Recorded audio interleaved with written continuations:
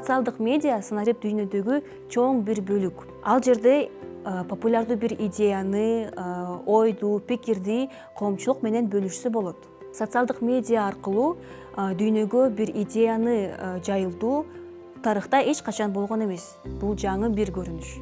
Социалдык медиа ар кандай аудитория менен иштөөгө жана ар кандай максатта колдонууга иштелип чыккан. Социалдык медиа экиге бөлүнөт. Бул социалдык тармактар жана мессенджерлер. Мессенджер деген баягы эле WhatsApp, Telegram, Viber. Биз аларды сүйлөшүү, жазышуу үчүн колдонобуз. Ал эми социалдык тармак бул деген Facebook, Instagram, TikTok, ВКонтакте, Одноклассники.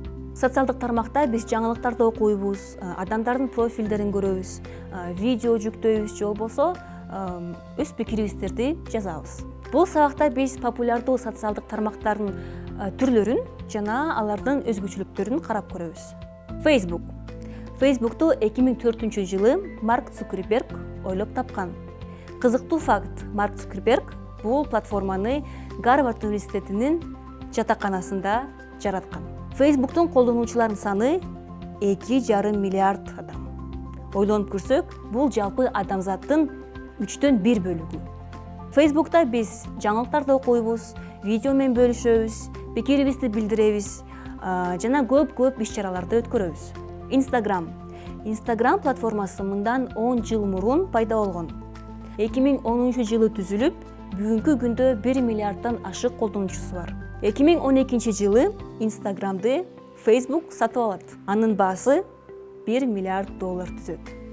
Instagram ошондой эле сүрөт, видео камтыйт. Instagram аркылуу сиз жазылган эле блогерлер, ырчылар, актерлор силерге жарнама кылып акча табышат. Ошону билип туруңар. ВКонтакте же биз кыскача ВК деп коебуз. Аны 2006 жылы Павел Дуров негиздеген. Ал эми 2013 жылы Mail.ru компаниясына сатылган.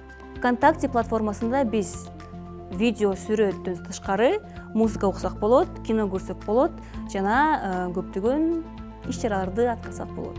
Бүгүнкү күндө ВКнын 100 миллиондон ашык колдонуучусу бар.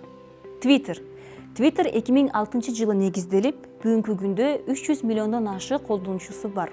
Twitterдин өзгөчөлүгү 140 белгиден ашпаган сөз жазсаңыз болот.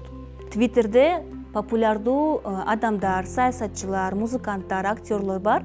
Анан алардын күнүмдүк жашоосундагы болуп жаткан нерселерди окусаңыз болот. LinkedIn 2002 жылы негизделген. 2016 жылы Microsoft'ко сатылган. LinkedIn бул кесиптик резюменин баракчасы.